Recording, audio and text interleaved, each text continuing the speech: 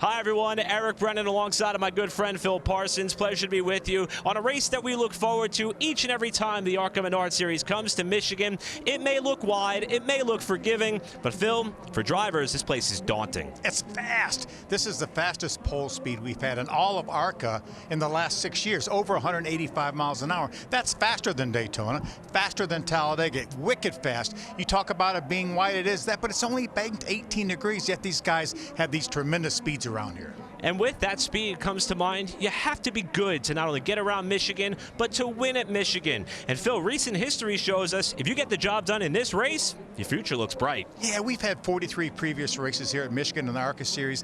15 of those races have been won by champions, so the cream definitely rises to the top. And even more recently, we've had a lot of the guys have success here. This is back in 2020. Riley Herbst goes to victory lane. Now he's a multi-time winner in the Xfinity Series. Ty Gibbs, he's an Xfinity Series champion. Won this race in 2021. Nick Sanchez, a winner already in the Truck Series, now racing in the Xfinity Series. And Jesse Love, already a two-time winner in the Xfinity Series. And you see Connor Zilic, maybe he didn't win the championship, but he is a talented young driver. He's already won twice in the Xfinity Series, running full-time this season for JR Motorsports. And you see there Connor Zilic being the most recent of that group to go to victory lane here 1 year ago. His first win on a big track, and the team that he represented there, Pinnacle Racing Group, well, they're starting off this year's running of this race on the right foot as we check in on our General Tire Pole Award winner, and it is our two-time winner on the season, driving for that same Pinnacle Racing Group organization, Brendan Butterbean Queen, looking for win number 3 of 2025, and so far he's off to the right start. Yeah, no surprise for Butterbean to get on the pole here. He never had seen Kansas before. He won the race at Kansas in the ARCA Series, and he also won the race at Daytona. So already a two-time winner.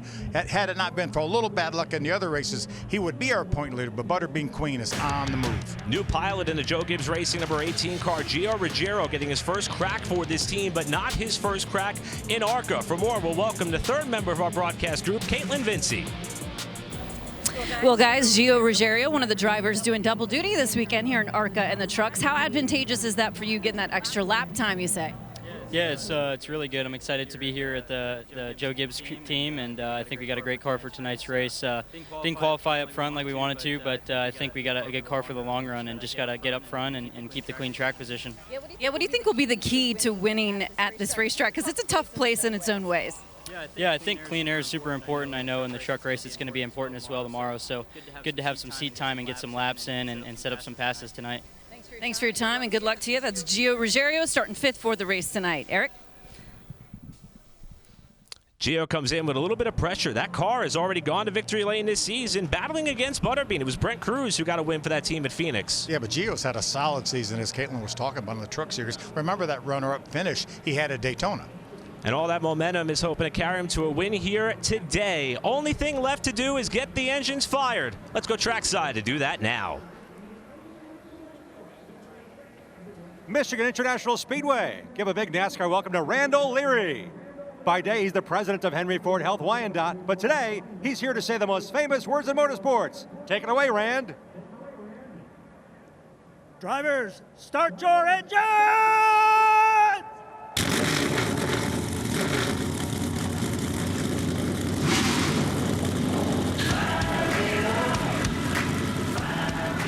An enthusiastic command to have 27 ARCA Menards Series competitors come to life when we come back. The green flag for the Spectracide 200.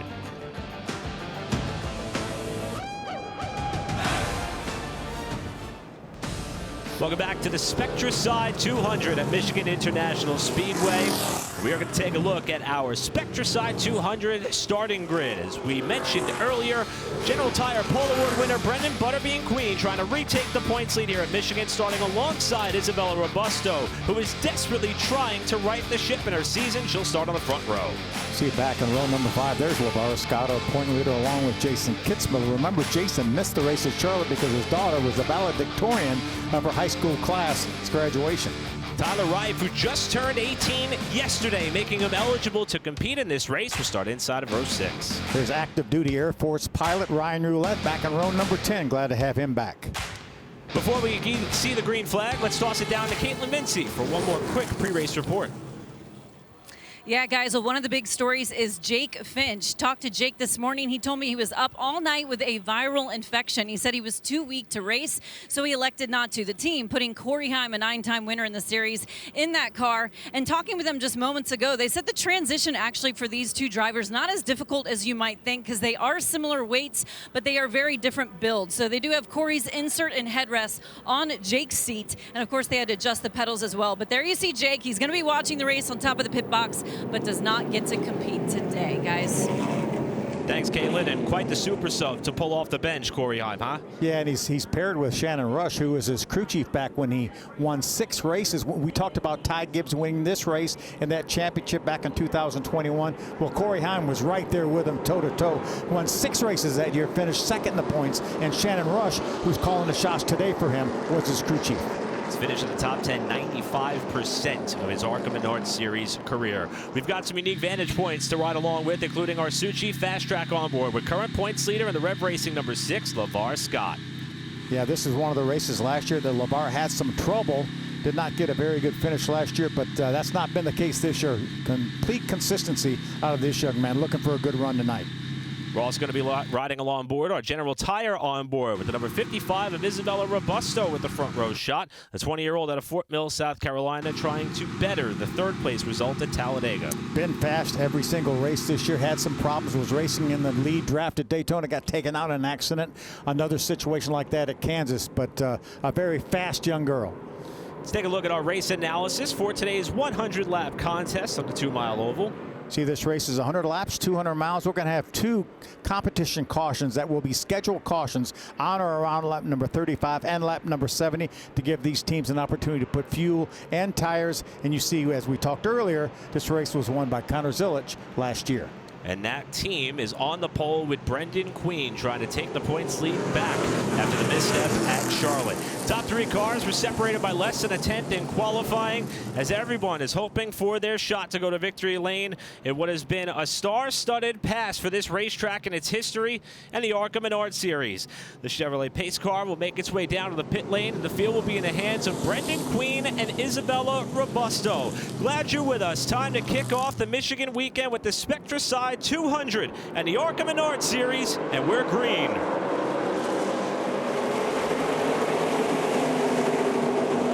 Nice solid start by Queen. Corey Heim's going to grab that second spot, at least momentarily, in that 25 car.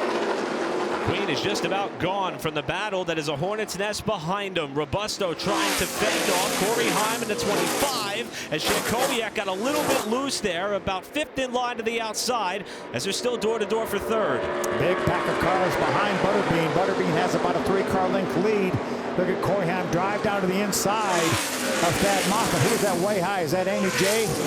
Way up high in about the 4th lane. Jason Kitzmiller in the 97 had to take evasive action after Jankowiak got up out of the groove. Butterbean leads lap 1, 3 wide in the midfield behind him, as it is Heim and Moffitt trying to wrestle it out for 2nd. Moffitt on the bottom of Robusto in what is now a battle for 3rd. Give that spot to Corey Heim. Now you see him pulling out in that side-by-side battle for 3rd. Isabella on the outside in that 55 car. Thad Moffitt in the 46 on the inside. Here's LeVar Scott with a run. Looks 3 wide on Lawless Allen, and he's going to take the chance. Oh, he's loose. That happens when these cars, when you get down on the inside, it robs that inside car of air off that spoiler. He did a nice job hanging on to that car. Good run to the top side by Cole Raz back in ARCA Menards Series competition for the 2nd race in a row as Gio Ruggiero and Joe Gibbs 18 tries to propel Isabella Robusto clear of Thad Moffitt. These two have been side by side. Look at Ruggiero split in the middle. Moffitt slams the door. Gio is not one to be known for having a lot of patience. He wants to get that car up front. As we see, Isabella has to get out of the throttle a little bit. Thad was kind of crowding her up into towards the outside wall at the end of the backstretch. Robusto now with a moment off turn 4. That's going to cost her a spot to her teammate Lawless Allen. Look at the gap that has been opened up. About 2 seconds back to Heim for the race leader Queen. Then another 2 seconds to this fight, which starts to calm down just a little bit with Gio Ruggiero up to 3rd. Riding along with Isabella, you see her playing with the throttle a little bit. So this is LeVar Scott following Isabella. LeVar had to pedal that throttle a little bit. He was on the outside of that car.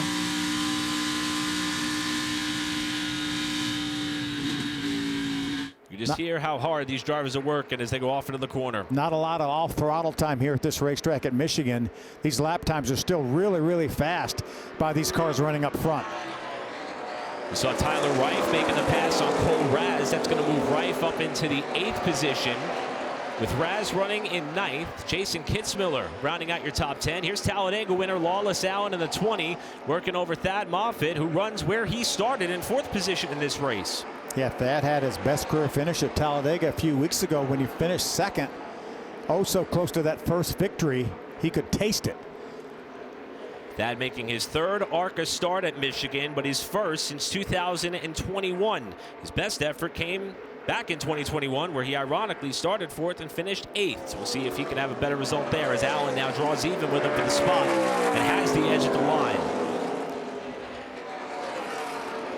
We were talking to Lawless Allen, and said he feels like he's learned more already this year than he has in any other year racing. Really doing a nice job. He mentioned he's only had 5 races, but he has been solid, including that big win he got at Talladega. For Lawless, this is his 1st ARCA Menards Series start at this racetrack, but he has run an Xfinity race here. Did so last August. Caitlin.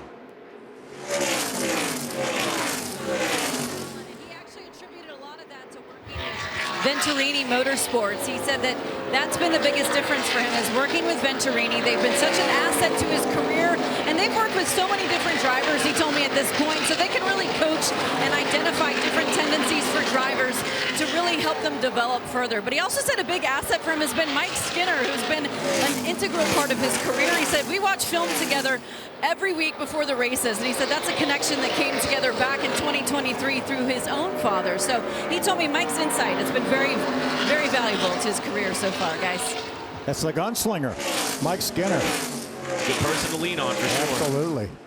Lawless, one of 4 drivers in today's field, running double duty. Also going to be in the truck race tomorrow, driving the Tricon Garage #1. As we check in on our outside pole sitter, Isabella Robusto, who's fallen back to 6th and under fire from LeVar Scott.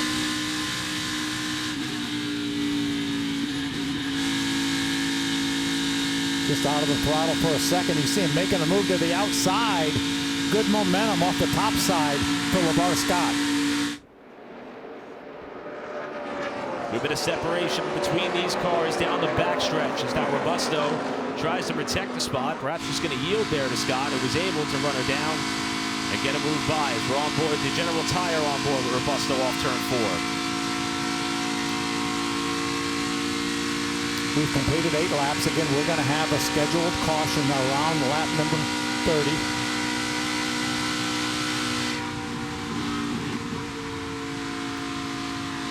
Phil, I got to tell you, I love the fact that we're able to listen to the work that LeVar and Isabella are doing as far as throttle control around this racetrack. It also gives us a good idea as to who feels like they've got a good handling car. Yeah, without a doubt. That scheduled caution will be at lap 35. But again, these cars are running a good enough pace. They're not going to any danger of going a lap down, so they'll give their crew chiefs an opportunity to work on these cars. Most of the time, and we only have 1 scheduled caution, but we're going to have 2 here because of the length of this race. So it'll be a great opportunity for some of these crew chiefs to work on these cars. See Tyler Reif now in that 23 car has Isabella in his sights. So again, just turned 18 years old yesterday, and he's out here running at speeds approaching 190 miles an hour. Certainly looking forward to that 18th birthday for this opportunity. His 1 career ARCA Menards Series win came on debut back in Phoenix in 2023. His other ARCA Menards start of this season came at Phoenix, where he was running in the top 5 but got turned late. He's now all over the backside of Robusto in what would be a fight for 7th.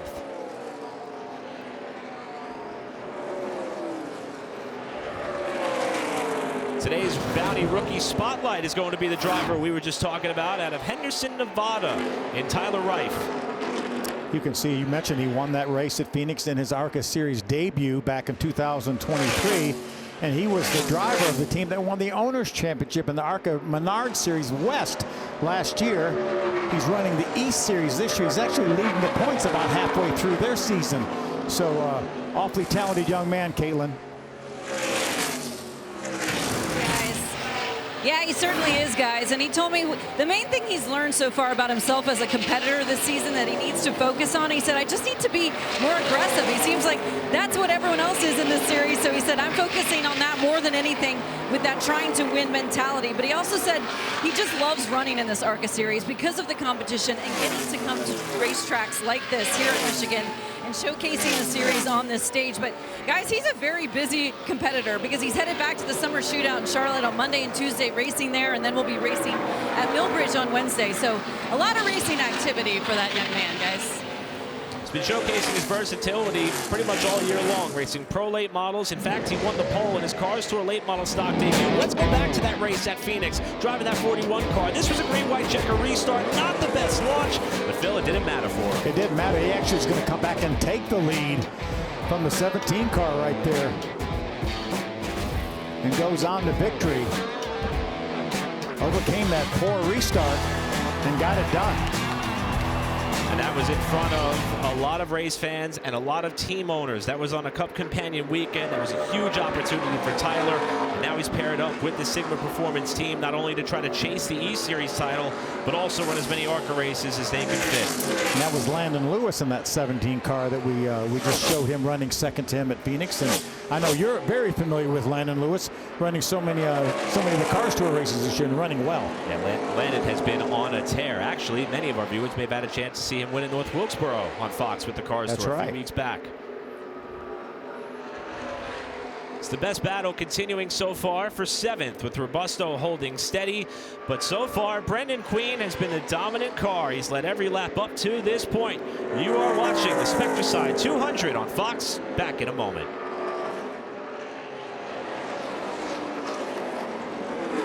Welcome back to the Spectracide 200 for the ARCA Menards Series at Michigan. Checking in on what is a fight for 9th between Andy Jankowiak in the 73 and Cole Raz in the 76. One of the things I love about Andy Jankowiak, every time that I catch up with him, usually he's got quite the story about what his weekend plans are outside of ARCA. He's going to leave this race, drive 5 hours back towards the East Coast, and make his IMSA Super Modified debut. First time ever he's driven a Super Modified. That's his plans for tomorrow. No day of rest for this racer.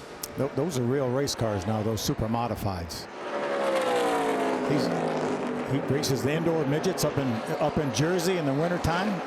I think he's an all-time winner right in the TQ midgets up there. A 2-time indoor auto racing champion. And he told me if the weather doesn't look good out in Lancaster for the Super Modified race, he's got a 3/4 midget in Ohio. He's going to turn around and go race there. When is he going to deliver pizzas? That's a really good question. Because we know that's his day job, is delivering pizzas. This Gloss Motorsports team not intending on running the full ARCA Menards Series slate, but being that they came into this race 8 markers out of the championship points lead, they're trying to garner some partnerships to see if they can stay within title contention. And so far, he's doing a good job here today, maintaining pace in the top 10. See, he's driven away from Cole Raz. That's why problems for this 76. Tough break for Cole Raz. Started off the season so strong with a pair of 6th-place finishes. Unfortunately, doesn't have the funding to run all the races, but certainly an issue here. Cole was running up in the top 5 at Talladega when he lost a right front tire, was running in the top 10 here at Michigan with 20 laps in the books, and now he is slowly rolling his car to the attention of his AM Racing crew in his 5th start of the season. And Cole Raz has already fallen off the lead lap, and the hope now is that they can get this car back out there. And we talk about these scheduled cautions. They're set where these cars should never have to pit under green. So if you see a car coming down pit road under green, there's definitely an issue. Probably a fuel pump or something like that, I would guess. They've opened the trunk. Battle for second is heating up. Ruggiero now has chased down Corey Heim. The gap from the runner-up Heim back to what was at the time a pretty tight battle for 3rd was about 2 seconds. So Gio Ruggiero has reeled in Corey Heim for this runner-up spot. Unfortunately, it's about 5 seconds behind the race leader, Brendan Queen, but we're a little more than 10 laps away from what would be our first opportunity for these race teams to work on their cars, with our first break coming on or around lap 35. There's Butterbean, and just to give you an idea as to how big that lead is with 23 laps complete, that's what 5 seconds looks like. Ruggiero now applying pressure on Heim.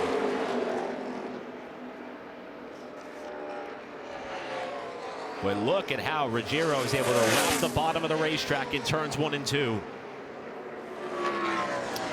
Remember now, Ruggiero has never been to Michigan in anything, so this is his maiden voyage. Obviously, we had a truck practice earlier, so he has the truck practice and the ARCA practice to fall back on. Doing a super job hanging in there with Corey Heim. Both cars lapping their way around Michael Maples, and that checked up Heim just enough for Ruggiero to get alongside, and Heim will try to work the side draft all the way to the apron to defend the spot. Now it appears he may be. Is that a wave by, Phil? It doesn't look like it. Maybe he wasn't too happy with how close Ruggiero got to the rear spoiler, and they're going to continue this fight on the backstretch. I really don't think Ruggiero did anything wrong. Corey Heim may say, hey, let's just line up and try not to lose any more ground to Butterbean.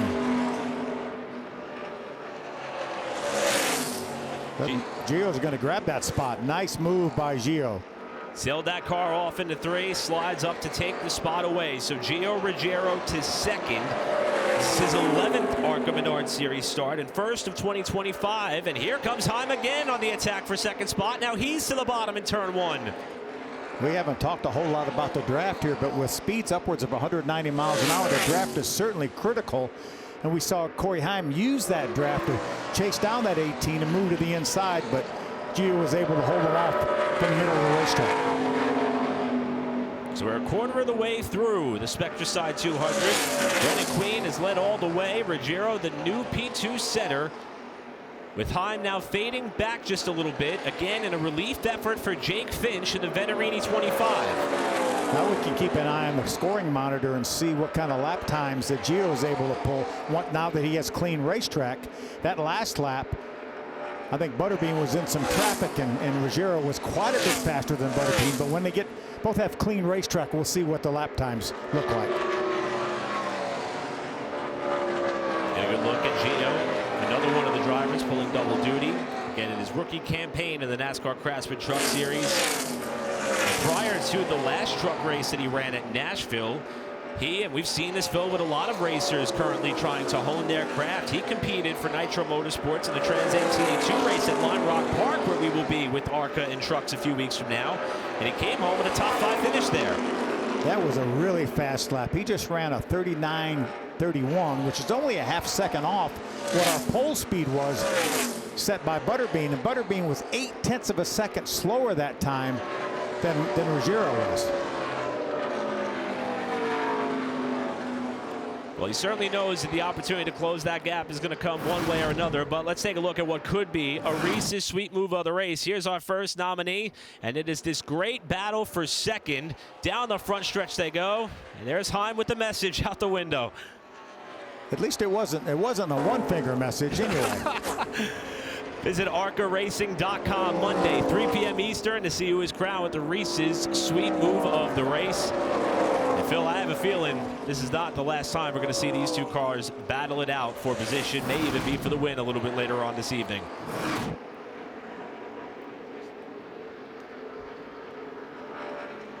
So Ruggiero now in the runner-up spot. Queen still the leader.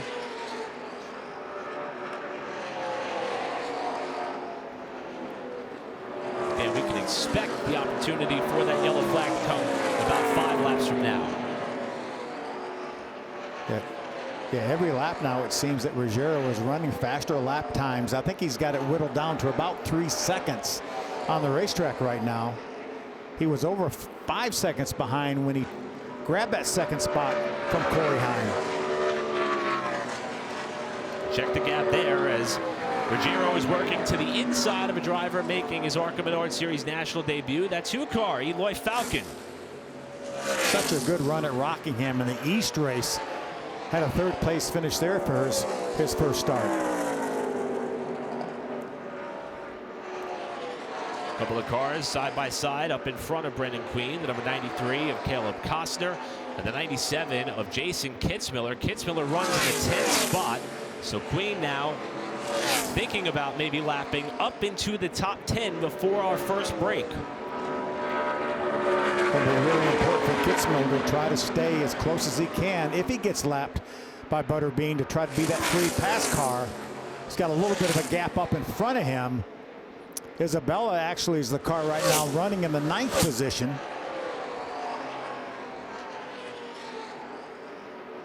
Just 4 laps to go to that scheduled break.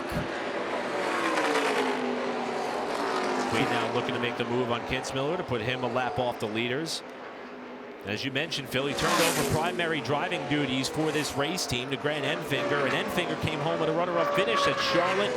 And now Jason back in the pilot seat for this event after attending his daughter's graduation, as you mentioned earlier. Remember, announced at the beginning of the year that he was going to run full-time, run for the championship. He's going to be a solid top 5 contender all year long, even with that race missed at Charlotte. You see right now running in the 10th spot. I think he should have a great opportunity here with only 3 laps to go to that scheduled caution to get that free pass and get back on the lead lap. See how Kitzmiller's year has unfolded so far. 3 top 10 finishes in his last 4 races, including great efforts on the super speedways of Daytona and Talladega.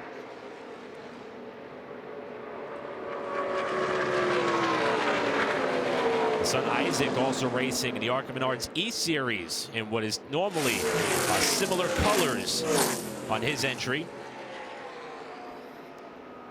In fact, we are going to have some opportunities. The rest of the ARCA Menards Series East slate is companion events with the ARCA Menards Series. We may see father and son battling it out in those at least 4 races remaining for Isaac on the east side and Jason with his full-time ARCA commitments. Yeah, I think we definitely will. That's the series of Tyler Ruff. We were talking about him right now. I think he's 2nd points maybe to Isaac, right?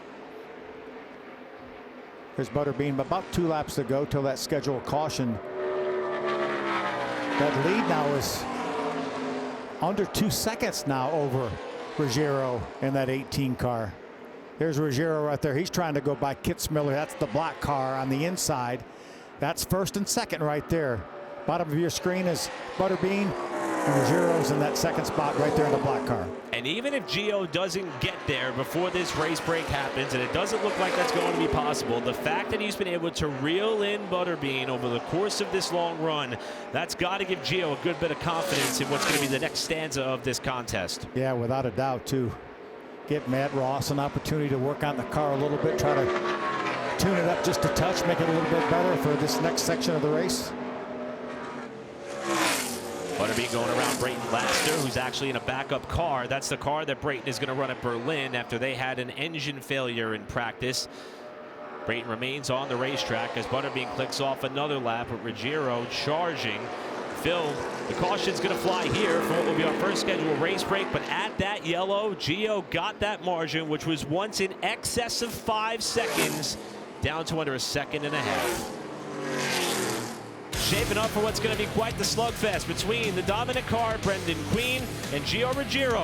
We'll be back to Michigan right after this. And Phil, a lot of fans coming out to enjoy this race here. I know 5 o'clock start Eastern time. Some people had to get off work early. That's a pretty good crowd. Yeah, I mean, what a great reason to get off work early, too, to travel out to Brooklyn, Irish Hills to see the ARCA Menards Series. A racetrack not too far from home for you. About 70 miles away from Detroit. Absolutely. I came to the very first race they ever had here at this racetrack. I said, I cannot believe they built this beautiful 2-mile racetrack right here 70 miles from my house. And so far today, it's been all Brendan Queen trying to go back-to-back for the Pinnacle Racing Group team after Connor Zilich got the job done in this race 1 year ago. But this is the first opportunity for everybody to try to make some adjustments.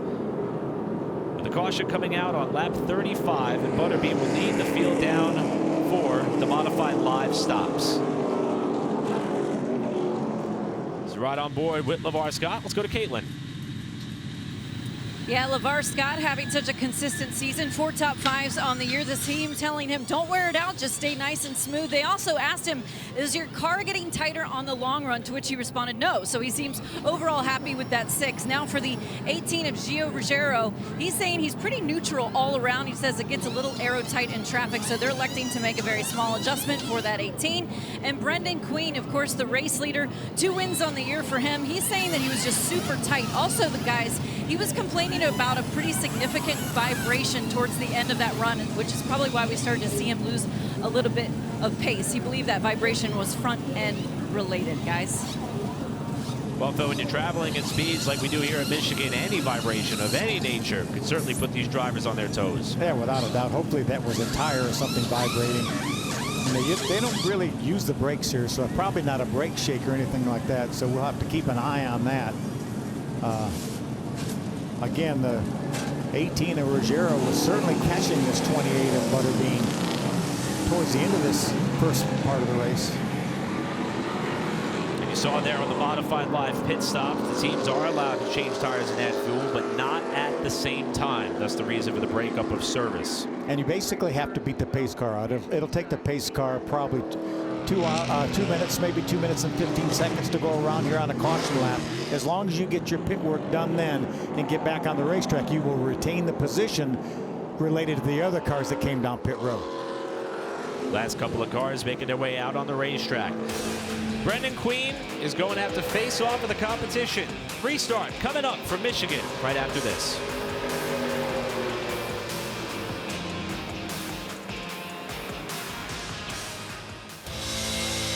ARCA Menards Series Racing on Fox is brought to you by General Tire, hashtag GT Delivers, and by Reese's. Reese's Peanut Butter Cups. Reese's, not sorry.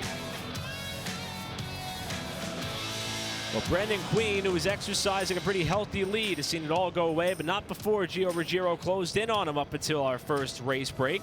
And we're just about wrapping that up here as we are a lap away from the restart. Spectra Side 200 at Michigan International Speedway. One car had to make its way back down the pit lane, and it is this, number 97 of Jason Kitzmiller. Phil, we understand this car may have had a bit of an issue. For more, here's Caitlin. Yeah, guys, a lot of frustration in his pit because they had a loose lug, so that 97 car having to come back down pit road. Jason has been having a pretty respectable campaign in 2025. Lots of top 10 so far this season, but definitely a setback for this team right now, guys. And Jason was the beneficiary of the free pass by virtue of being the first car 1 lap down. When the caution came out for the race break, he still scored in 10th. Yeah, 10 cars on the lead lap. Some double foul restart. See, Butterbean is going to choose the inside, and the ARCA Menards Series, only the leader has choice. There's no choose cone or anything like that. Only the leader has choice. So he could elect to start on the inside or outside, whatever he would prefer. He's going to decide to start on the inside. And something else to keep in mind, especially for some drivers who frequent in the NASCAR Craftsman Truck Series on a weekly cadence, like Ruggiero and Heim. There is no restart zone for the ARCA Menards Series. It is a restart line. Starts and restarts have been a big talking point across all stock car series. And I hope that the spotters are reminding those drivers of the nuances of this series, something that Brendan Queen's been doing all year. Well, Gio just needs to wait for Brendan to go anyway. Regardless of whether he's at a restart line or a restart zone, he cannot fire off before. But in the series, he cannot beat that leader to that restart line, which is right there. 58 laps to go. Brendan Queen on the bottom. Ruggiero up top, back underway with Heim and Lawless Allen in row 2. And Ruggiero's got a great launch on the top side of turn 1. Butterbean's got a little shorter way around. Again, these drivers will run that corner wide open here on this restart. Behind him, Heim gets shuffled down from 3rd. He lost 2 spots as LeVar Scott kicked him up off the bottom, but we're door to door for the lead with Lawless Allen pushing Ruggiero on the back straightaway. Nice restart by Lawless Allen. Here comes Corey Heim. He's going to fight back on the inside to get back by Lawless Allen. Oh, Heim sliding up the hill trying to hang on to the car. Allen will hold 3rd as Ruggiero goes to the lead. Corey Heim jumps in front of LeVar Scott. LeVar pulls back to the inside to do a crossover. There they are right there side by side. You see Jake's name on the roof of that car. Remember, an illness kept him out of that car today. Scott driving for Rev Racing, still looking for his first career ARCA win at a racetrack where this team has been so good in years past, but he's not able to get around Heim for 4th.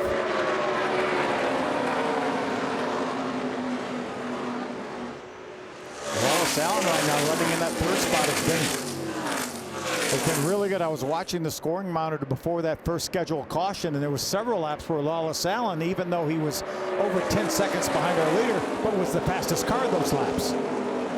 And Butterbean's not letting Ruggiero get away. Since losing the lead, he's only been about 2 car lengths off the rear spoiler, the JGR 18 car. But you see Brendan there lose the nose off of 2. Yeah, we know that 18 of Ruggiero had a good long run car. He was really catching Butterbean towards the end of that first stage of the race. We'll see what Butterbean has, what kind of adjustments they've been able to make Stephen Dawson on that car to maybe make it a little better at the end of this run. Butterbean that time took a different approach to 3 and 4, committed about a groove and a half higher than what the 18 was running as the gap stabilizes at about 2/10. And there's the effect of that draft, Phil. Big run for Queen down the straightaway. Yeah, without a doubt, does a nice job catching that 18 car, but now he's in the wake a little bit. You get down to the corner and you lose some of that air on that front of that car, and you lose that front downforce. See Lawless Allen able to hang right in there, just about 3-4 car lengths behind that 28 of Queen.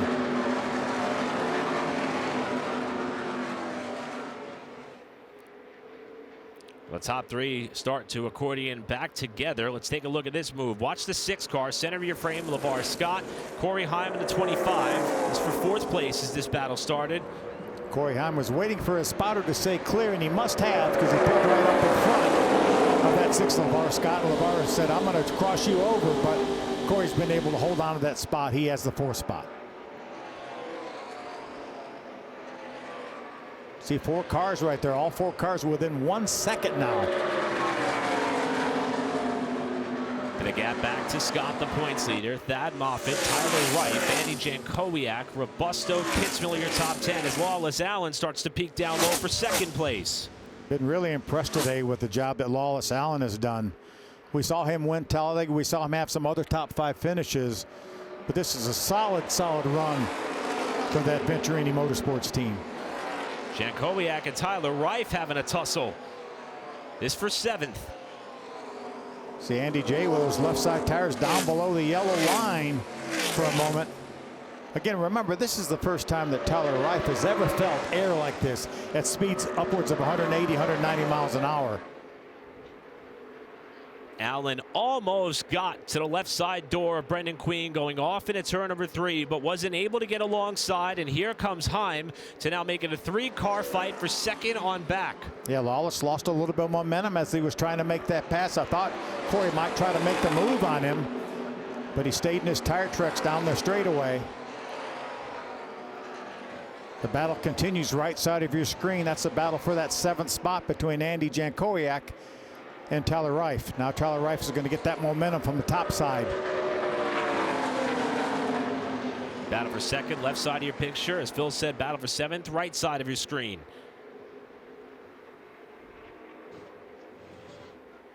Looks like Andy's going to be able to clear Reif to grab that 7th spot.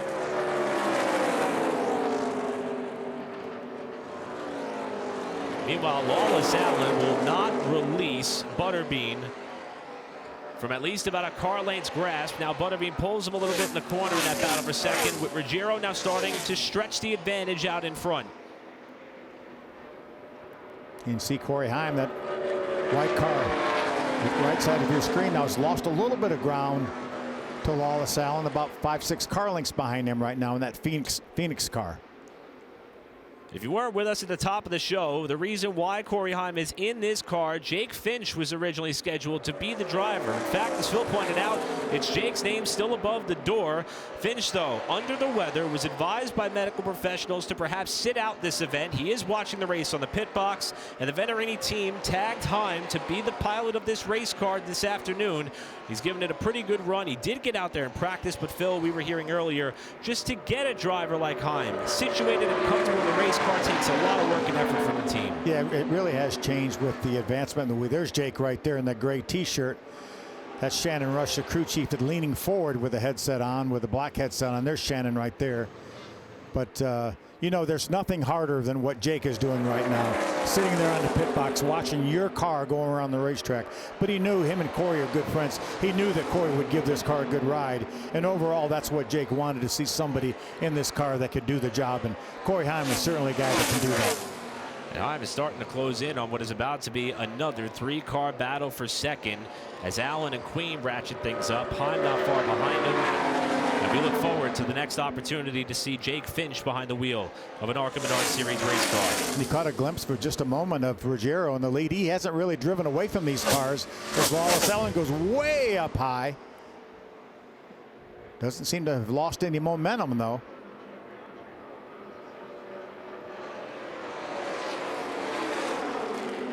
Corey Heim, the fastest car on the racetrack that last lap. Takes a peek to the inside of Wallace Allen.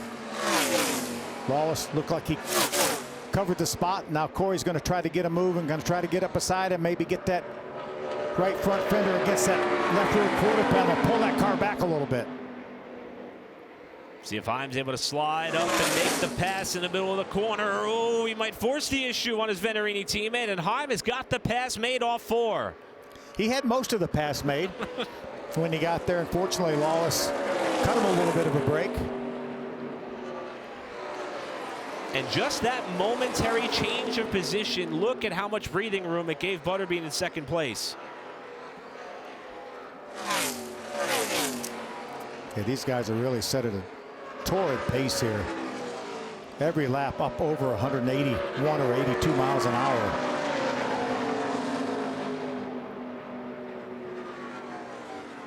The drivers and teams are going to get one more chance to make adjustments as needed, as Phil not seeing as much sunshine as we saw when this race started. A lot of this racetrack now covered in cloud cover. So I wonder if that may be changing some of the characteristics of some of these drivers and teams as we check in on what's going to be another Reese's Sweet Move of the Race nominee. This is Heim and Lawless Allen getting very close in a battle for third. I think we essentially call this a slide job. I think he would qualify. As you see, Corey's going to just barely clear Lawless. Again, he gave him a little bit of a break, fortunately. Look at the tire marks coming off of that right rear of Lawless Allen's car. ARCARacing.com Monday, 3 p.m. Eastern to check out who was crowned our Reese's Sweet Move of the Race. There's second, third, and fourth on the outside. There's our leader right there going to the bottom of your screen.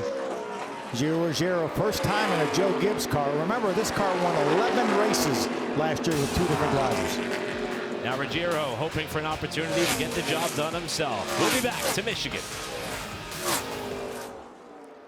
Welcome back to the Spectra Side 200 at the Michigan International Speedway. Let's take a look at the Richmond mid-race report. As right now, it is all Gio Ruggiero out in front of this field, coming around to complete his 19th lap led. We've had 2 different leaders on the day. So we still have 10 cars on the lead lap. We just have the one scheduled caution, but the last couple laps I've been watching the scoring monitor, and Butterbean Queen has been a little quicker than Gio the last couple laps. And about 9 laps from now, we will have our final scheduled race break and modified live pit stops. And ironically, the roles are kind of reversed to what it was when we took our first break, with Brendan Queen the leader and Gio tracking him down before that lap 35 stoppage. Now it's Butterbean with the bit between his teeth. Once again, that lap he was about a half a tenth faster than Gio. You see, that's the gap right there from first to second. About a second and a half from second to third, where Corey Heim currently resides. See how that interval has been cut down by about 0.3 of a second over the last 4 laps, with Queen now pushing. Very interesting story in the ARCA Menards Series field. This driver making her debut with the series for the Kimmel Racing team, Regina Servin. Let's learn more from Caitlin. Yeah, guys, definitely it is an interesting story, and she's going to be making a handful of races, she told me, for Kimmel Racing. I actually had the chance to talk with her directly following practice, and she told me this is a dream come true for her to come over here and race in this series. And also she believes it's a testament to all the hard work that she's put in that's finally paying off. Of course, she does race in Mexico late models, but she said this is her first time trying to get used to such a big racetrack, as well as the dirty air and everything that that presents on the car. But one thing she also is currently doing is studying industrial engineering at Anahuac University in Mexico, which she said actually that has helped her learn a lot more about the cars in terms of the resistance, the materials, the components on these vehicles. So she's been able to transfer things from her education to the racetrack and running in the top 15 right now, guys. You notice that he looks like a piece of a tear-off on her grill right there, and she's really fortunate that she is running an OEM engine. This is a Ford engine, not the Ilmore, the ARCA Ilmore that most of these teams are running. And that car will actually run a little hotter than those Ilmores will. The Ilmore will actually detune if it gets over like 225 or 230 degrees. I'm sure that Ford motor that's in that Camel car right there could probably run 270, 280 degrees. So she's in a good spot right now to have the right engine for that debris on her grill. ARCARacing.com writer Brandon White put together a story on Regina talking about how her itch to race actually came from her grandfather Jose, who was a rally racer in Mexico. He was the one who bought Regina her first go-kart at age 9. And man, you talk about a place to make your debut. Michigan, she's doing a great job. She certainly is, and she's won a couple Mexico truck races earlier in her career, so she was the first female to ever do that. So she certainly has the talent. The plan was initially for Regina to make her debut with Willie Mullins' team. After they weren't able to put it together in time, they shifted Regina's efforts over to Will Kimmel. And in exchange for that, we're going to see Willie Mullins and that team back in action over the course of the next 2 races at Berlin and Elko. Will Kimmel is going to be one of the men on top of the box at Elko. That's the trade-off for this deal. That's going to be a fun story to follow through over the next 2 weeks. Yeah, I talked to Bill Kimmel this week, and he was really excited to have Regina in the car. Said, we really need this. I think right now it's a 3-race deal. Could be more, but they're really fortunate and feel fortunate to be able to put this together to do it. Next 2 races on the docket, Lucas Oil Raceway and Iowa for Regina's servant. As the leader, Gio Ruggiero, is not that far behind Regina, with now 9 cars still scored on the lead lap. Andy Jankowiak, unfortunately, just fell a lap off the leaders. Yeah, Kitzmiller would be the next guy to go a lap down, but there's a good gap from Kitzmiller back to our leader right there, Gio Ruggiero, and only 4 laps to go till that second scheduled caution. Let's take a look at today's Sioux Chief Fast Track driver, and it's a name we've been talking about a lot here throughout the afternoon. Coming into this race is our points leader, the Rev Racing 6 car, and its driver, LeVar Scott. Yeah.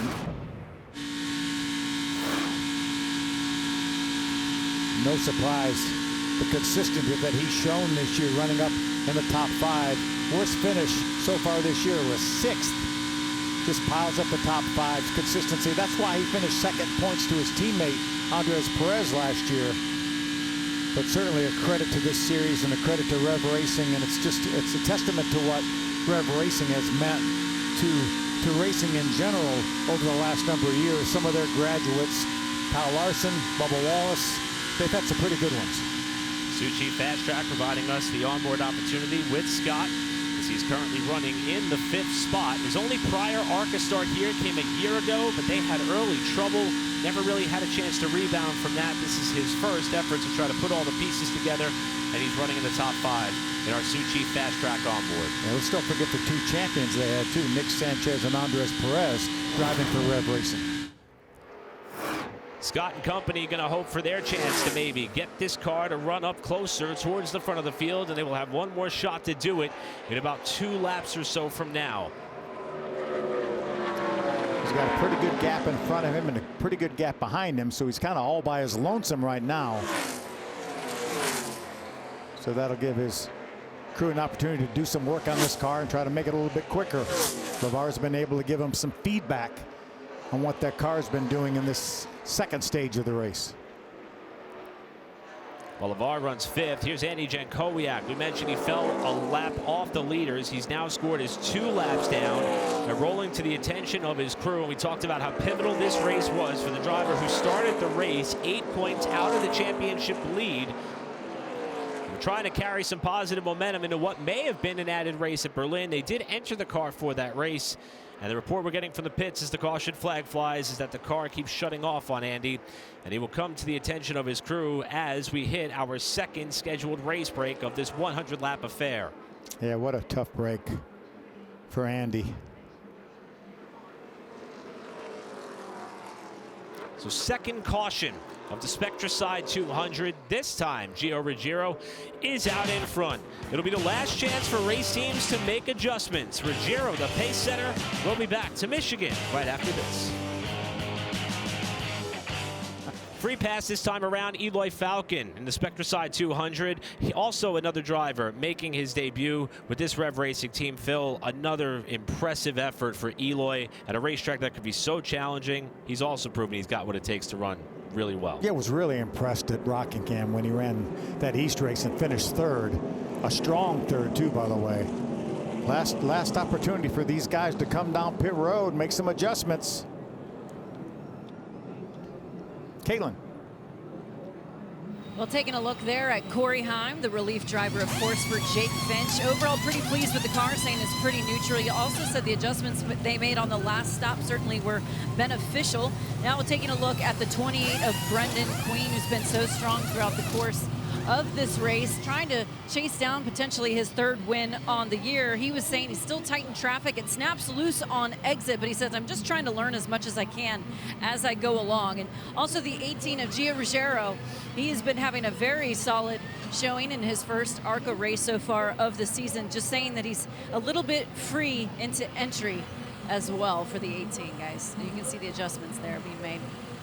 Quite amazing. All three cars that Caitlin was talking about had the wedge wrench in the back window making adjustments. Yeah, and I think that would prove that nobody is completely satisfied with their race car right now. With a restart that's going to be upcoming with likely less than 25 to go. Yeah, I love that Gio, even though Gio right now appears to be the dominant car, the fastest car, he was still making adjustments, trying to make that car better. We watch the cars rejoin. Again, as Phil mentioned, if you beat the pace car out, you will reassume the spot that you were in at the time of the yellow. And for Gio, Caitlin mentioned his first scheduled start. As of right now, he's only slated to run Kansas as well towards the latter portion of the year for Gio Ruggiero in that JGR 18 car. So not too many opportunities for him to take advantage of the JGR equipment on the ARCA side. He'll try to make the most of it when we come back. ARCA Menards Series Racing on Fox is brought to you by Menards. Save big money at Menards. And by Bounty. Bounty, the quicker picker-upper. Back at the Michigan International Speedway, where we have now 25 laps to go in the Spectracide 200. And Phil, one of the big stories we've been following coming into this race, the driver change in the number 25 Venerini Motorsports car, a returning name in Corey Heim. Yeah, let's see if we can chat with Corey. Hey, Corey Heim, Phil Parsons, Eric Brennan in the Fox booth. You got a copy? Yep, I got you. Well, Corey, I know when you got here this morning, you didn't have any idea this was going on, and I know this is not the circumstances that you would want to get in this car, but hey, welcome back to ARCA.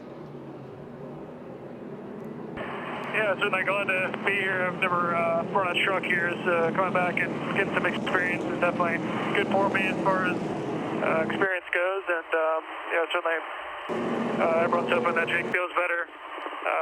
You know, everyone ever wants to see that, but glad that I could be the guy to fill in for him and try to get some bonus points for this 25 group. Made really good adjustments all day so far, and still chipping away at it. You think Shannon got you fixed up where you can run those two cars out front?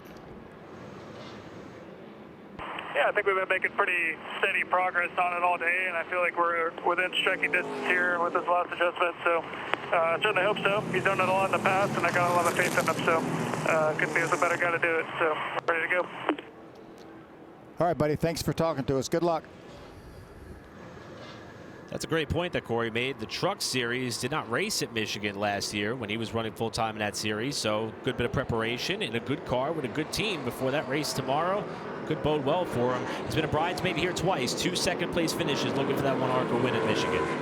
Yeah, 9-time winner in his career in the ARCA Series.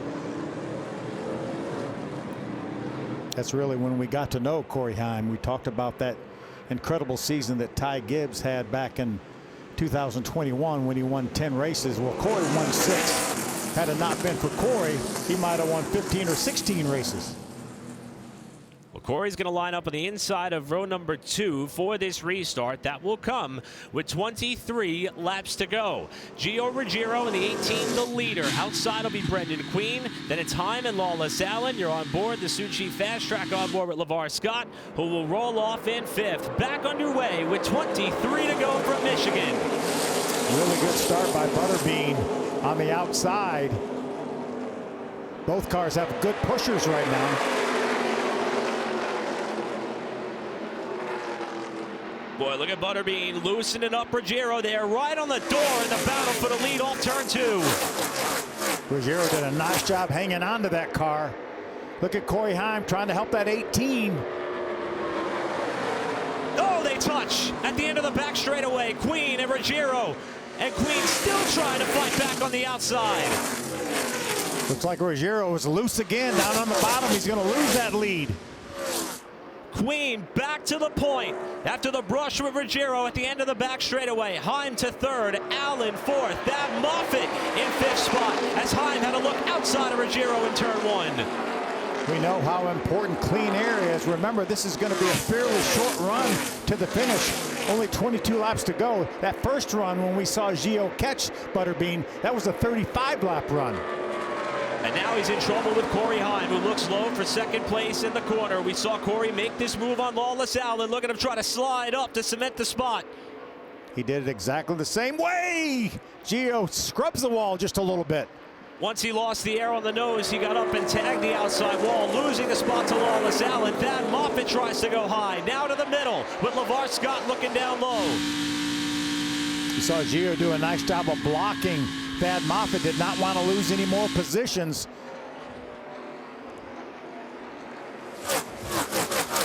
He's back to the fourth spot right now. Lawless Allen. That 20 car's grabbed the third spot. So the driver who led 33 of the 79 laps turned so far has been kicked back to fourth. Tyler Reif trying to get around Thad Moffitt. 23 and 46. This is for sixth position. Great debut on an intermediate track for Tyler Reif, that 23 team.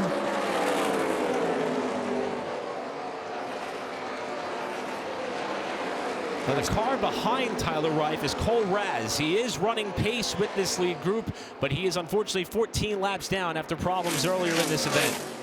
But good experience, another racetrack he's never been to before, so even though he's not going to get the finish, he will get the experience because there's a couple cars he's in front of that are running in the top 10, so we know he has a top 10 capable car. We saw that earlier this year. Here's the battle for second. Lawless Allen and Corey Heim, a couple of Venerini teammates. And look at Heim there, waving his hand frantically out the window. That's the second time we've seen that, just about in the same spot on the racetrack. Different car, though, the driver's left. And Phil, I think you're 100% correct. I think Corey's saying, let's stay in line. Let's not let this 28 car get away. And this side-by-side battle continues. Yeah, that's going to slow these two cars down, running side by side. Butterbean has already opened up over a 1 second lead on this second place battle. Heim will fend off the challenge for now, but they lost a good chunk of time to Queen, who is back in front of the field. Coming around, complete his 48th lap of this race, out in front. And since falling to fourth, Ruggiero's been able to stop the bleeding there, while the fight for second ratchets back up in turn 1. See Corey run a little bit higher on the racetrack, trying to find a little bit more grip up there. He ran within a couple hundredths of a second that last lap of what Queen did.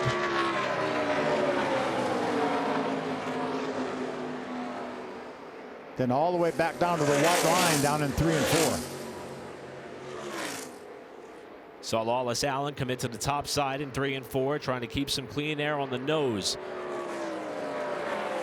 That time, Heim a little bit faster and has the lead now under a second on Butterbean. Yeah, almost 2/10 of a second gain on Butterbean that time. You see him run again, running that high side down in 1 and 2. Let's see if he goes back to the bottom in 3 and 4. That may be the magic ticket for Corey Heim.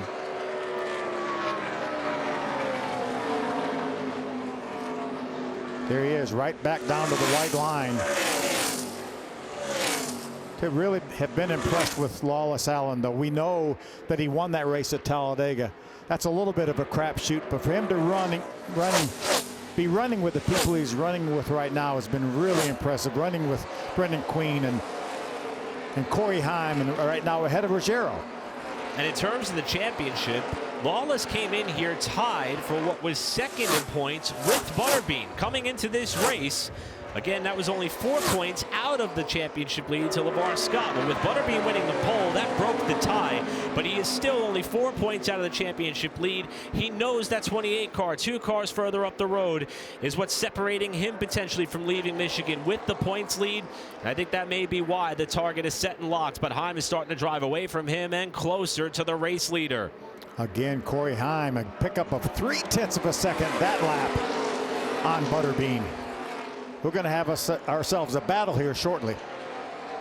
And look at how willing Heim is to let the right side hang out as wide as he can in turns 1 and 2. And that may be where he is finding this speed, as he has cut the margin in half in about 4 laps time. They gained over a half a second in just 4 laps. There he is, right back down to the white line. He's committed to that line he's running down there, both ends of the racetrack. 14 laps to go.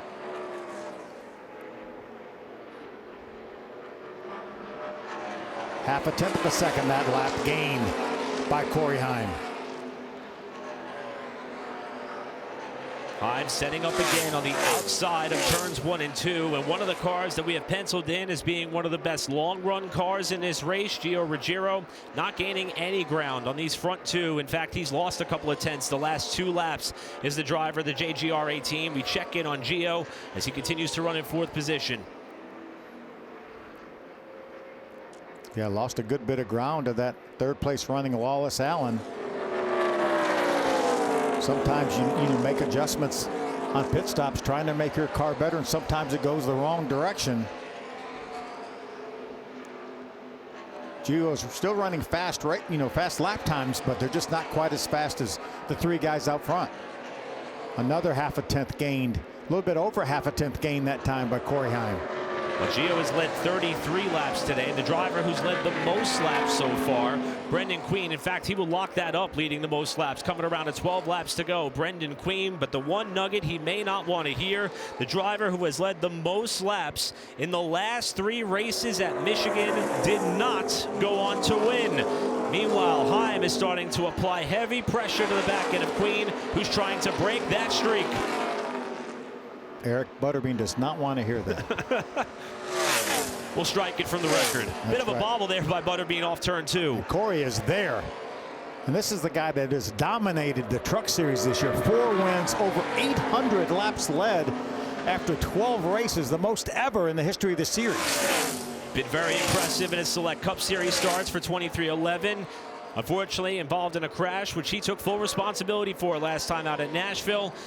But the plan to fill in for Jake Finch was to get experience for the truck race tomorrow. And now he's trying to get an ARCA trophy at Michigan. Looking low for the lead is Corey Heim. We saw Corey run the high side down in 3 and 4, and you saw what momentum he had coming off the corner, plus the draft that allowed him to take a run at Butterbean. Wasn't able to make the pass work, though. The last 2 times that we've seen Corey Heim make a pass for position on the racetrack, it's come on this end of the racetrack. Turns 3 and 4, where he would try to slide up and cement the position. That time not close enough as he searched for something new to try to get back to Butterbean with 10 to go. Look how much ground he lost on that lap, just trying to make that pass on Butterbean that was not successful. The gap still about a half a second.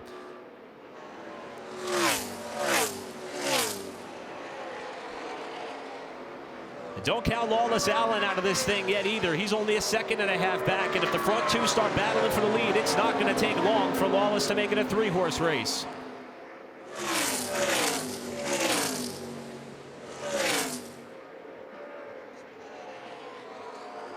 Last time around, Brendan Queen was about a tenth of a second faster than Heim, who continues to try to search for something that will allow him to close up that last bit to get to Queen to battle for the lead.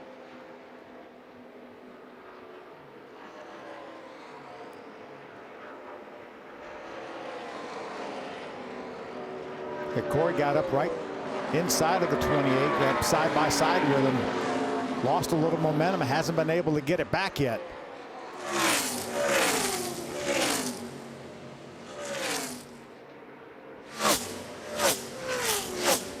This time, Queen a little bit faster as well that lap. We'll check in on one of the more closer contests we have across the top 10. Thad Moffitt on the 46, trying to fend off Tyler Reif in his big track. I was about to say super speedway, but big track debut for Tyler Reif in that 23.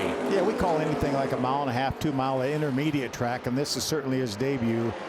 Not able to race those racetracks until you're 18 years old in ARCA, and he just did that yesterday. So I know he's learned a lot. His crew, led by Tom Ackerman, brought him a good car here, and maybe he can make this pass on Thad to try to grab that 6th spot. In front of him, Thad Moffitt trying to keep a streak of his own alive. He finished top 10 in both of his prior ARCA appearances. Been a few years since he last ran an ARCA race at Michigan. Trying to get his 3rd consecutive ARCA top 10 at this 2-mile oval.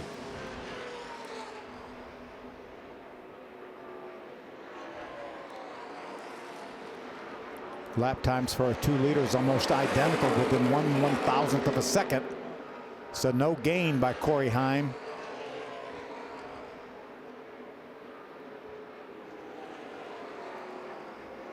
I don't know if Butterbean learned something when Corey chased him down and got up beside him, but he has been strong ever since that ill-fated pass.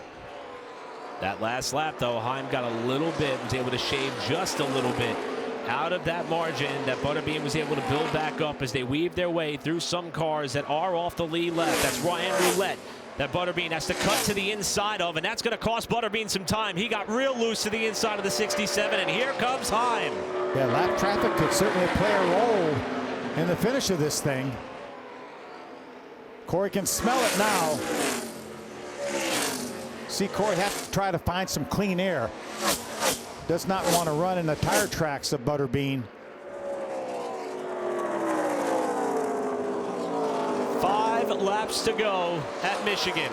Brendan Queen looking for his 3rd career win and 3rd win of the season, hoping to retake the championship points lead with authority.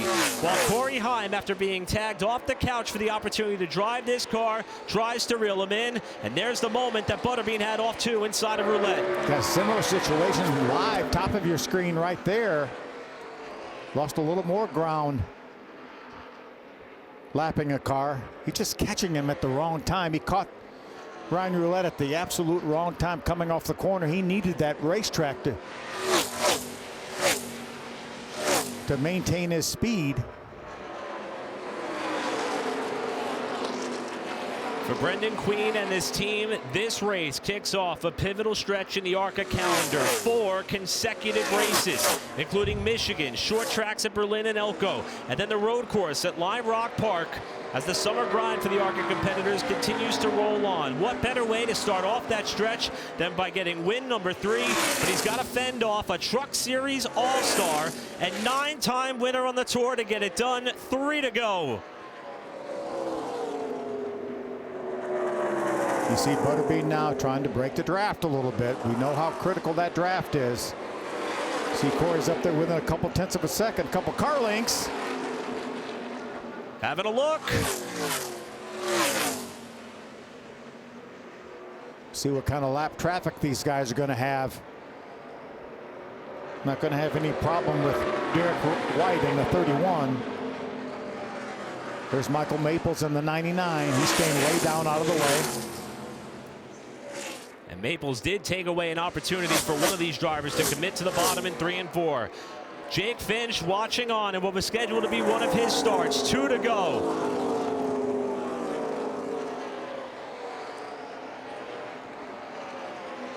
Nice arc down in the corner by that 28 of Butterbean.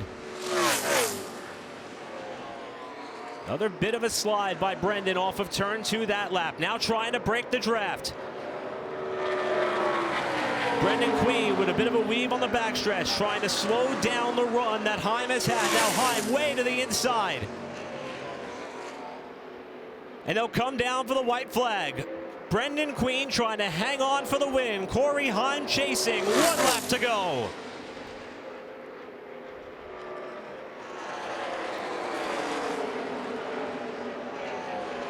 Heim trying to set up high, way high in turns 1 and 2 to see if he can get that big run down the backstretch. A little bit of a wiggle out of Butterbean right there, but he maintains his speed.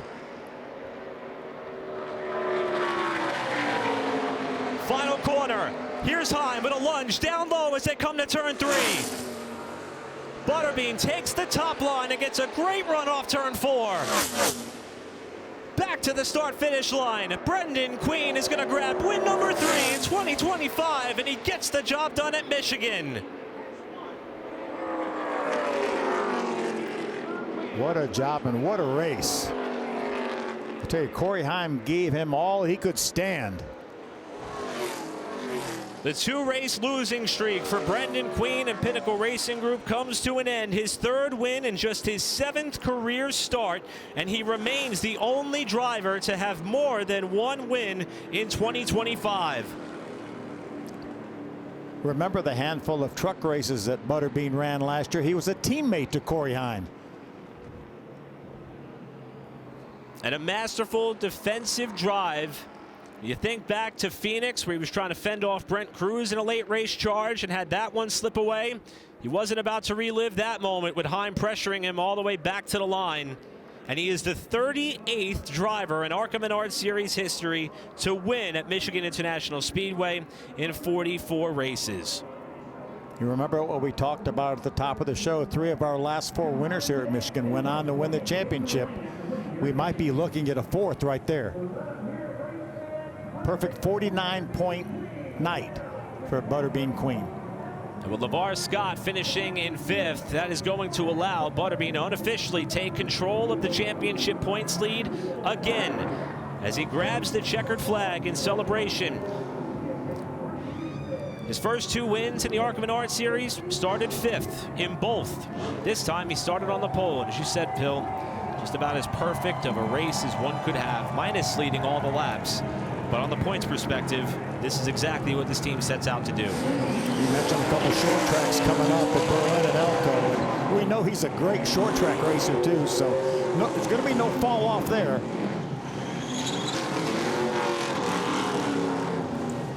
Second win in a row for this team after Connor Zilic won this race in 2024. It's the 11th win for Pinnacle Racing Group. And for Chevrolet, the manufacturer, their 12th win at Michigan. And that is the most all time. Remember, this 28 car did not win Charlotte a couple weeks ago. It's a team car. Team car did, 82. I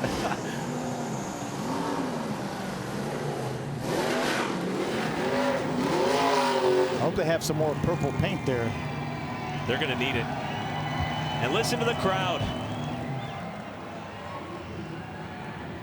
One of the most unique personalities in the sport. Certainly expanding his fan base with his on-track successes with this team.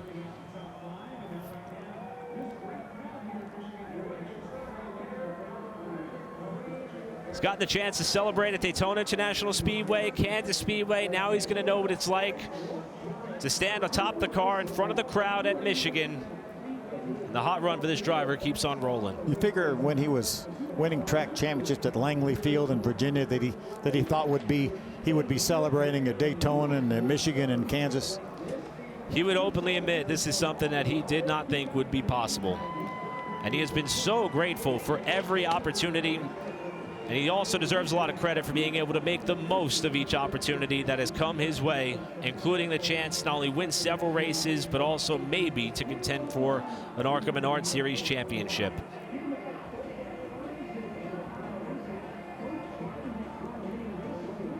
See bestrepair.net on the quarter panels, longtime supporter of Butterbean's career. I know he told me at Daytona, he said, I would not be here without these folks. From Chesapeake, Virginia to Brooklyn, Michigan, and in front of the Michigan International Speedway fans, Brendan Queen climbs from the car a winner for the 3rd time in 2025 with the American flag in hand.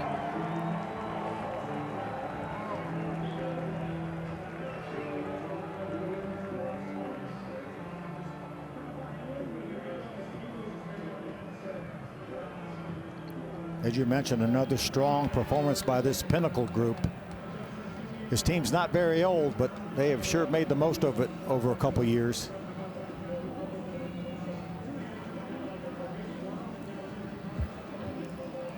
Helmets off, and it's time to celebrate. Let's hear from Butterbean. He's with Caitlin. Third win for Butterbean here in this series.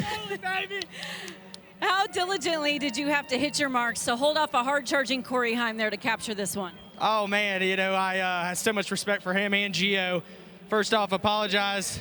What happened with me and Gio going into 3, I'm not sure if I turned in earlier. He was holding me out. I had to watch the replay, but if it's my fault, I'm sorry. Just racing for the win there, and I didn't do a good job. I missed a shift there, and that kind of allowed him to stay with us, and knew I was going to hold off Heim time there. So it's Bean Nation time tonight, boys.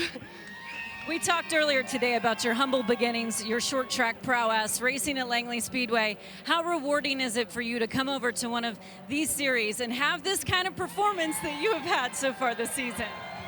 It's insane. I mean, I think I got to climb the fence before I'm done today, I feel like. But just representing all my guys back at Langley that worked so hard. I mean, it started back with the Legend Cars and Phil Warren helping me, and then to go into Pulliam, and just super proud of this Pinnacle Racing group. Everybody at Chevrolet, Josh and Scott, all them, and Dan staying on me back there. And I knew he was going to be mad I took the bottom on that one restart, but at least we made up for it. I got to thank Folsom Fit Supply, bestrepair.net. They're not here this weekend. They just had their first grandbaby. So we're gonna show Miss Harper what a waffle's about.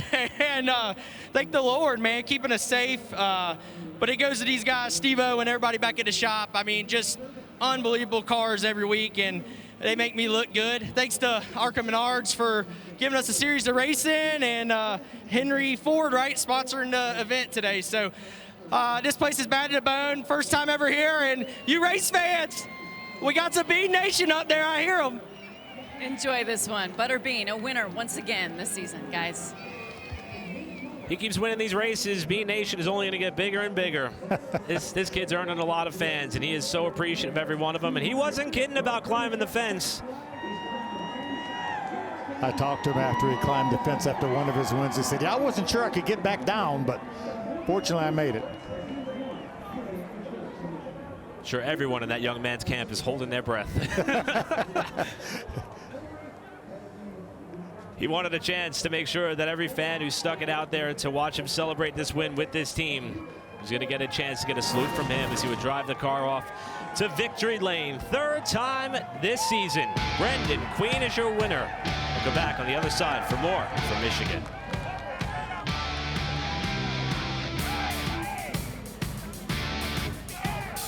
Might have a rivalry brewing one day. I'm sure we'll see Butterbean and Corey Heim race against each other in some capacity at some point, but what a show they put on, with Butterbean getting the edge this afternoon and a Reese's Sweet Move of the Race nominee. Not only between Heim was there a great contest, but this move around Gio Ruggiero off the restart. Remember, he talked about missing a gear. He said he didn't have a very good restart, but he was able to hold on the lead, and this is how he did it right here. He's going to get a good grip through the center of the corner, be able to hold off that 18 up off the corner, and then he never lost the lead after that. Never looked back, even with the slight brush as he went on by.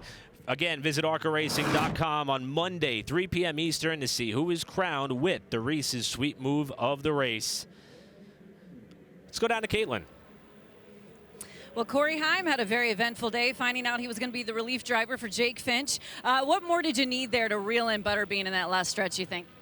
Yeah, I think our cars were very equal. I think just track position. You know, I was looking for a pretty specific handling like I do out of my truck on a weekly basis, and you know, of course, just not having me run one of these things in a long time, it was tough to kind of dial that in. But Shannon Rush up on the box made some great adjustments, and I really felt like that last run was by far our best. I sort of struggled with it for the first 2 stints there, but yeah, I mean, the 28 was really quick, and Butterbean did a tremendous job as well. So really tough to beat that. So props to those guys. But yeah, I mean, like I said, just trying to chase handling all day, but we got it really good in that last stage. Just kind of needed the track position from there. So huge thanks to Venture Day Motorsports for having me along in tough circumstances. I think we're all hoping Jake feels a lot better. But had a lot of fun, so glad I got to do it. You mentioned the Truck Series. That race obviously is tomorrow. Anything you can apply from this here today for that race? Yeah, I feel like the throttle time is really similar, you know, as far as where the line trended. I was able to kind of break that PJ1 or resin, whatever it is, up in the middle lane there and at the end, and kind of gave me some options to to pass the 28. So I think it's going to trend the same direction tomorrow for truck qualifying, and then hopefully the Cup car is going to break it in for, some more for us. So yeah, I'm excited. I feel like this place is a lot of fun. I don't get to run here much, so I'm glad to be here and had some fun today. Well done. We look forward to seeing what Corey Heim can do in the Truck Series tomorrow. Lawless Allen will also be racing in the Truck Series. Great performance out of you. Just a quiet, solid day. How would you assess your Michigan? I think we were all right. The top 4, I think, were all the same speed. It was just where you were on that second run. I feel like I had the best shot to get to second, but it just burned my stuff up. They were doing a good job aero blocking me, so we were the best we were in the third stage, but fortunately it wasn't enough. Our Autocharge Camry wasn't quite as good as the 2 in front of me. They were just able to aero block me and stall me out. So yeah, quiet day. Wish it could have been a bit more, but racing with fast guys is going to make you a fast guy. So good day. Ready for the truck race tomorrow. We look forward to seeing how you're doing it. Well done. Top 5 performance there for Lawless. Heading further down the grid to Gio Ruggiero, who also had a very solid car throughout the course of the race. Saying you think that damage really started to affect you, obviously. Butterbean kind of took credit for that, saying he was sorry. What's your take on what transpired there in the last bit? Yeah, you know, just hard racing for the win there, or for the lead, which I think clean air was everything there at the end. So just proud of all the guys. They brought such a fast car for me. You know, out front we were really good and led some laps there. So just disappointed in myself, kind of threw that one away there at the end, but yeah. All right, thanks for your time. Nice job today. Those are the top 5 guys here down on pit road. Eric? Thanks, Caitlin. Great job down there. Tremendous effort getting all those stories. And Phil, what a race. I mean, I was really happy to see how close and tight that battle was at the finish. But again, third time this season, Brendan Queen and that Pinnacle Racing Group team, they're clicking on all cylinders in what is a really important stretch of this season. Yeah, without a doubt. And again, we go to a couple short tracks, and there's going to be no fall off there because Butterbean is a terrific short track racer. Cars Tour champion last year, so we know he knows how to get done on a short track. But again, good to see Corey Heim back in the series. Hated to see Jake have to get out of that car because Jake would have given that car a good ride as well. But impressed by Lawless Allen. We just talked to him. Caitlin just talked to him. He was solid. Good third place finish with a couple of really good guys in front of him. And Gio has nothing to be ashamed of. He had a great run, led a good bit of this race, and had a top 5 finish. And LeVar Scott, who came into this race with the championship points lead, keeps the consistency rolling with another top 5. It's going to unofficially lose top honors in the standings as the series rolls on. Tomorrow, Truck Series qualifying kicks off 8 a.m. Eastern with the race 12 noon Eastern time on Fox for the NASCAR Craftsman Truck Series tomorrow. Next up for the ARCA Menards Series, as Phil mentioned, a short track, Berlin Raceway. That'll be on Saturday, June 14th, 7 p.m. Eastern. Next up will be Kevin Harvick's Happy Hour. For Caitlin Vinci, Phil Parsons, I'm Eric Brennan. So long from Michigan.